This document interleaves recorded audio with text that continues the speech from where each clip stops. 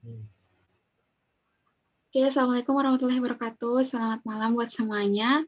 Jadi di sini kami akan mendemokan hasil dari proyek akhir yang kita kerjakan dari mata kuliah pemrograman bergerak.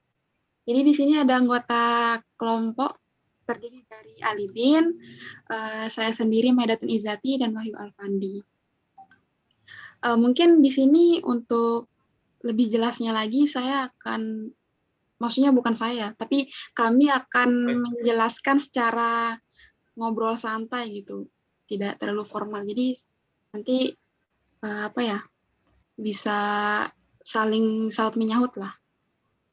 Oke, langsung saja ya untuk penjelasan singkat tentang aplikasi yang dibuat. Jadi aplikasi yang dibuat di sini judulnya, nama aplikasinya Onions. Kemudian untuk aplikasi ini sendiri itu aplikasi penjualan hasil tani beserta olahannya yang berbasiskan Android. Kemudian untuk user dari aplikasi ini sendiri itu bisa dari semua kalangan masyarakat, seperti itu.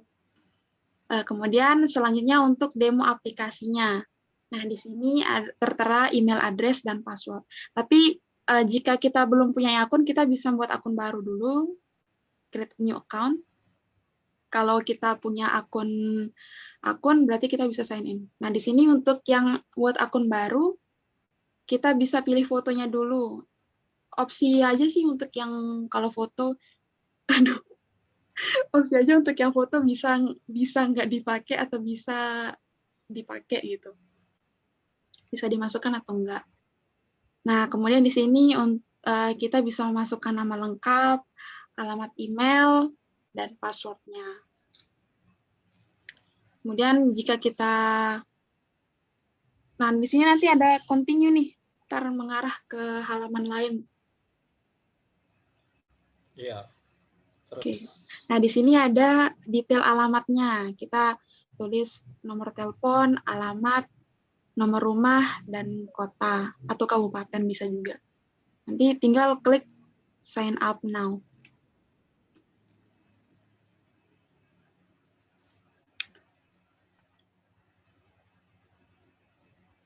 Oke, setelah itu akan muncul ke halaman berandanya. Nah, di sini tertera nih ada banyak makanan, ada berbagai macam olahan tani ya.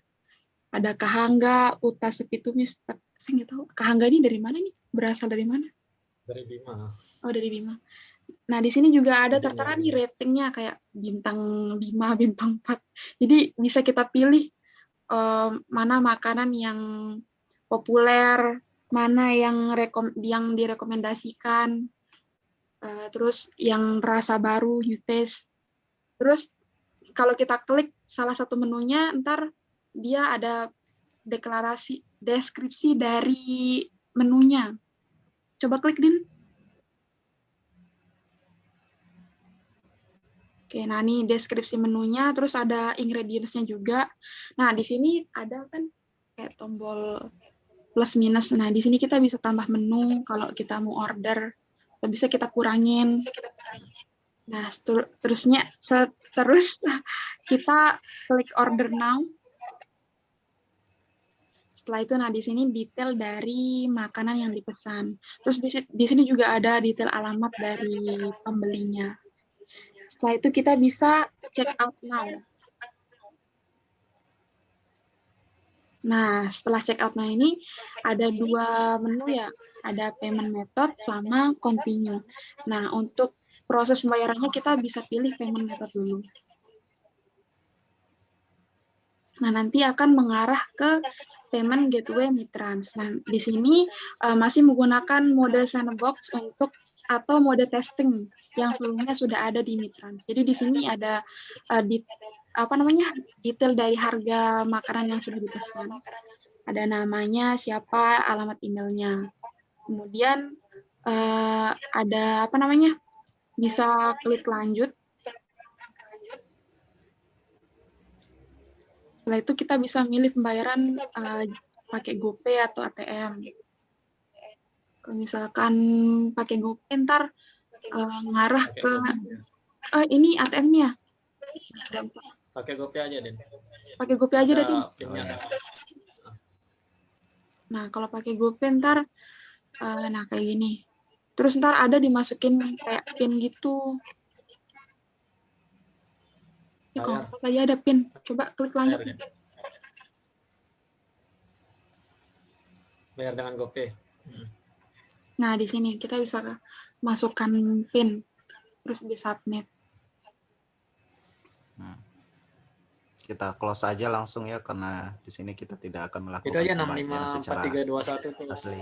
Anak dia masukin. Tulis aja dah, Din, yang Ya. 65321. Nah, oke. 654321 tuh. Ya. Karena masih testing kan, jadi kayak gitu deh. Nah, setelah itu ini transaksi sukses. Nah, setelah itu ngarah ke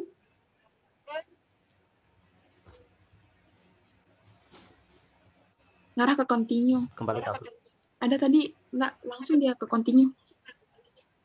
di mana? Di sini. Udah selesai di sini, masuk balik ke aplikasinya. Ya.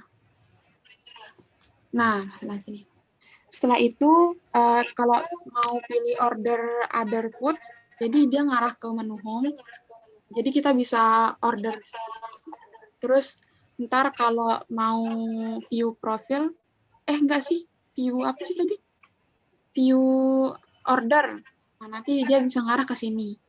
Nah, di sini yang di order tadi. Ini kan pending ya.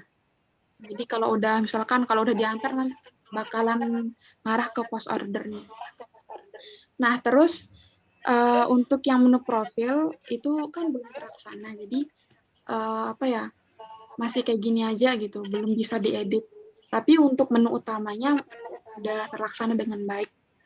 Gitu aja sih kalau untuk demo programnya.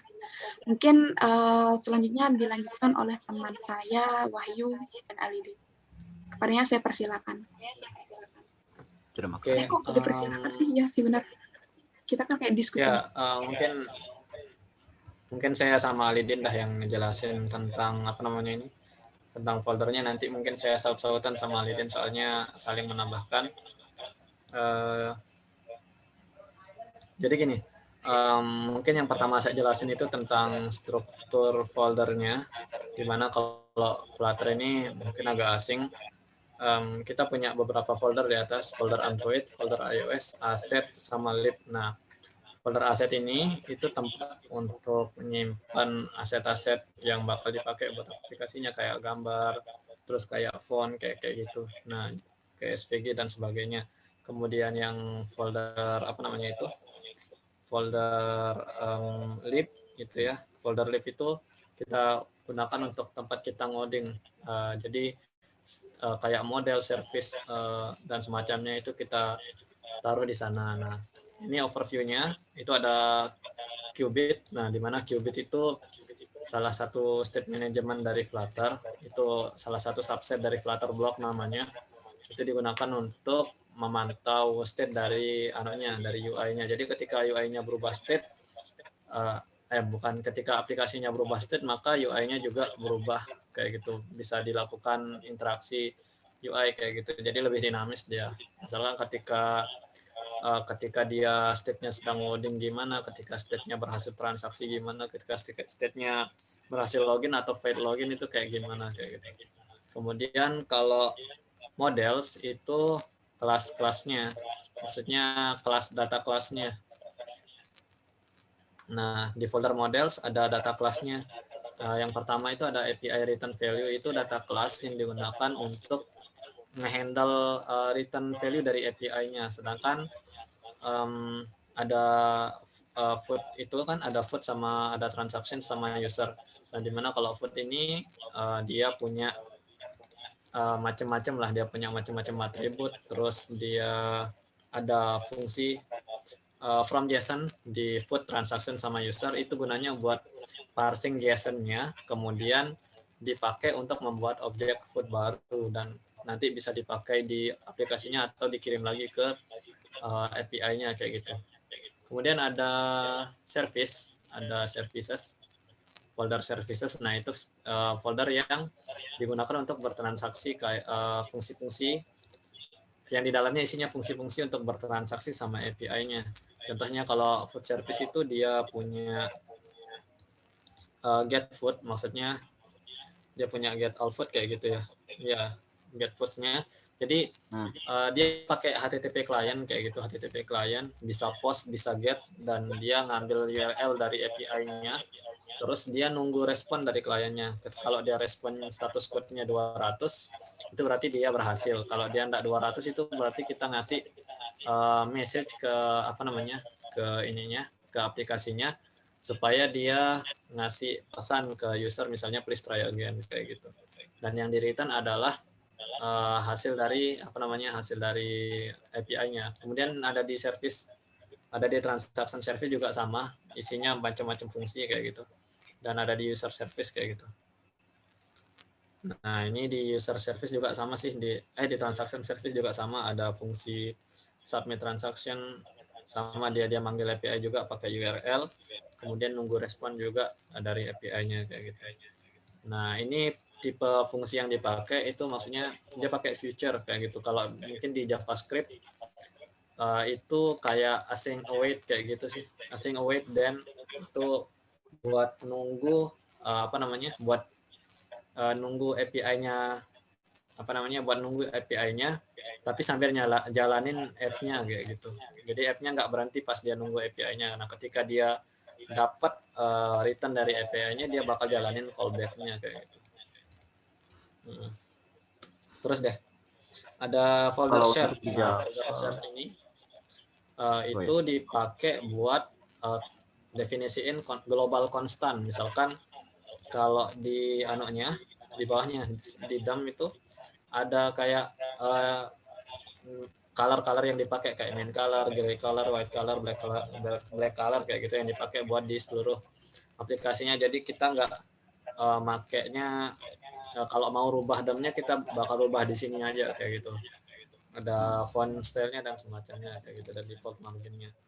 Kemudian ada folder UI. Nah, folder UI ini itu tempat untuk nyimpan layout-nya kayak gitu, ada pages sama widgetnya. Nah, widget ini, yang folder widget itu yang bisa dipakai berulang-ulang kayak custom button navbar, terus custom tab bar, ya food card-nya, food list item kayak gitu, order item, rating star dan semacamnya.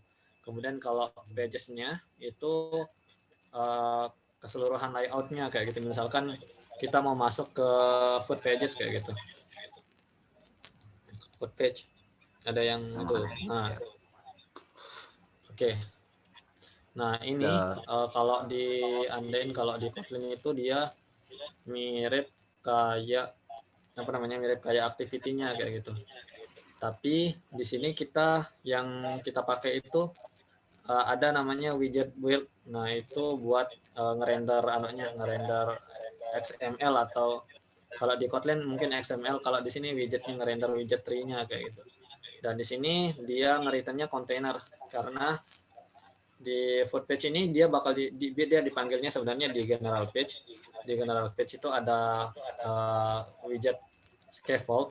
Nah, itu scaffold itu kayak mirip bungkus dari semua widget tree-nya kayak gitu. Jadi kayak benar-benar di scaffold ini kayak activity di Kotlin. Nah, jadi nanti bakal dipanggil yang food page-nya melalui melalui general page-nya. Nah, itu di food page-nya itu kan ini ya yang ditampilin di kanan ini. Itu ada di paling atas itu ada nama aplikasi dan apa namanya dan gambar usernya kayak gitu di food page di food page sorry. Iya, di food page. Nah, itu ada nama aplikasi dan gambar usernya. Dan kalau dia di itu dia pakainya row sama column. Jadi kalau di Flutter itu biasanya dia pakai dua jenis layouting. Yang paling dasar itu ada row sama ada column. Jadi row itu untuk widget-widget yang bakal disajajarin secara horizontal, dan column itu untuk di grouping secara vertikal kayak gitu. Nah, di bawahnya ada list view. Nah, list view ini kalau di Kotlin itu mirip sama horizontal view atau vertical view. Horizontal layout atau vertical layout saya kurang tahu. Nah, di list view ini cara definisinya kita bisa dengan melakukan mapping di setiap di setiap model itemnya. Jadi item. ya model datanya. Jadi setiap model data itu dikasih widget, dibungkus sama widget-widget tertentu kayak gitu. Kalau misalkan di sini di paling atas itu dibungkus pakai widget widget food card kayak gitu nih. Ada dibungkus pakai widget food card. Dan yang di bawah itu dibungkus pakai widget food list item kayak gitu. Nah, selanjutnya mungkin masuk ke detail page-nya aja nih. Nah, ini mungkin bentar loh. Kita kan kalau di Kotlin itu kita pakai intent kayak gitu kan untuk pindah-pindah data. Tapi kalau di sini di Flutter kita pakai namanya, kita bisa pakai navigator atau getX namanya. Berarti Kita langsung dari tinggal Flutternya. masukin fungsi get.to, misalkan cari gesture detector deh. Ya, get.to, terus kita ngasih layout mana yang kita mau pindahin. Get.to food details page, berarti dia bakal pindah ke food detail page, dan dia ngirim transaksi kayak gitu. Dia ngirim item transaction yang dibuat di sana kayak gitu. Nah, jadi di food detail page juga sama. Coba masuk ke food detail page, Din. Ke code food detail page. Oke. Nice. Di code food detail page ini juga ada list view. Kalau list view ini gunanya buat scrolling aja sebenarnya kan, makanya ditaruh di paling atas dari ini di bawah, Den. Ada di kan stack container save area terus save area list view kan itu. Ya, itu ada list view. Nah itu untuk ngehandle scrollingnya aja kalau misalkan dia banyak item yang sampai ke bawah kayak gitu. Coba Din masuk ke food detail page-nya, Din, yang di aplikasi. Nah, kayak gitu. Nah, di atas kan dia dipakai widget stack. Soalnya stack itu kan menumpuk depan sama belakang. Itu ada button di paling atas, itu button arrow ke kiri itu. Jadi dipakai kayak stack layout gitu. Nah, di belakangnya itu gambar. Nah, dan di bawahnya itu ada kontainer untuk untuk data-datanya, kayak data nama foodnya, terus ratingnya, ingredients, deskripsi dan semacamnya. Terus di pojok kanan atas itu bukan pojok kanan atas sih, itu ada tambah plus sama minus kan, ada tombol plus sama minus. Nah, itu gunanya untuk menambahkan, kayak barusan menambahkan quantity dari anunya. Dan kita ngehandle-nya itu kita pakai set state namanya. Kalau di sini maksudnya kita merubah data yang kuantitinya itu secara langsung di page yang ini kayak gitu. Ini dia tombol. Ada set state. Kalau yang ini tombol yang berkurang, kalau yang ini tombol yang nambahin. Kalau dilanjut, lanjut dan kita ke check out. Ke check out order now ya. Check out now. Nah, di sini juga sama, ada check out now. Ya, kurang lebih layoutnya itu vertical layout aja kayak gitu, enggak macam-macam. Cuman ada kolom, terus kolom itu kan dia ke bawah kayak gitu, vertikal ke bawah. Jadi kalau dia vertical layout, jadi kalau ada layout kalau ada item-itemnya dia bakal ditumpuk ke bawah kayak gitu, disejajarin ke bawah. Dan di check out now, coba tekan check out now deh. Celup. Ya. Ini yang handle tadi ya, yang loading tadi ya, ke qubitnya. Coba di button check out now itu deh, ada kan? Nah, ini button check out now ini dia manggil payment URL-nya kayak gitu. Dia manggil API dan return-nya itu payment URL. Nah, di sini kita pakai state manajemennya kan itu await context.block transaction qubit. Jadi kita pakai state manajemennya supaya ketika dia return API-nya itu return API dari servernya itu nanti sekalian ngerubah state dari aplikasinya kayak gitu. Nah, kalau dia payment URL-nya ada, dia bakal dibawa ke payment method page kayak gitu. Dan kalau enggak ada, itu kita ngasih snack bar yang yang kasih message-nya kayak transaction failed kayak gitu, atau please try again later kayak gitu. kemudian nah ini kayaknya sinyalnya Alidin sih Pak Amai. Iya, agak bermasalah Alidin ya. jaringan saya. Mohon maaf. Jaringannya Kita Alidin. kembalikan saja dulu ya. Oke, mungkin kita masuk ke deh. Ke ini kita masuk ke detail mana ya? Detail yang transaction yang bagian check out page apa payment method page. Coba payment method page nih. Payment method page. Ya. Nah, di sini cuman dia cuman pakai dia cuman pakai manggil widget layout illustration page kayak gitu. Ini mirip fragment sih karena kita cuman manggil sebagian dari page-nya itu ke body layout-nya kayak gitu, illustration page ini. Nah, terus kita manggil await launch payment URL, maksudnya kita bawa dia. Nah, itu kayak gitu kita bawa dia ke browser dengan payment URL yang didapat kayak gitu. Nah, kalau dia continue dia bakal sukses order kayak gitu. Apa ya lagi yang perlu dijelasin? Mungkin Alidin ada tambahan mungkin? Kalau dari saya sih mungkin nggak ada sih ya, udah lengkap semua dari waktu tadi. Ya, mungkin ya ke sisi sisi pemanggilan API-nya yang di Qubit alur step manajemennya ya. Kalau alur step manajemennya itu dia bakal manggil fungsi yang kayak barusan await context.block terus ada misalkan kayak foodqubit.getAll. Jadi coba masuk foodqubit din. Masuk foodqubit. Nah, dia bakal manggil misalkan get all food kayak gitu, get foodnya kayak gitu. Nah, tapi di dalam fungsi get food ini dia bakal ngirim dibawa ke food service lagi supaya nggak berantakan anunya. Jadi food service ini kan dia fungsinya atau yang service ini gitu dia fungsinya buat nangkap apa yang didapat dari API-nya. Sedangkan kalau Qubit ini ketika dia nangkap apa yang didapat dari API-nya, dia bakal nge-emit atau ngasih state yang baru ke aplikasinya. Jadi kalau Qubit ini khusus untuk perubahan state-nya. Kalau yang service kayak misalkan food service.getfoods ini itu khusus untuk transaksi dengan API atau servernya kayak gitu. Jadi bisa enggak terlalu jadi enggak numpuk di satu kayak gitu. Jadi yang Qubit khusus untuk perpindahan state aplikasi, sedangkan kalau yang service ya khusus untuk transaksi penerimaan data, pengiriman data kayak gitu ke API-nya.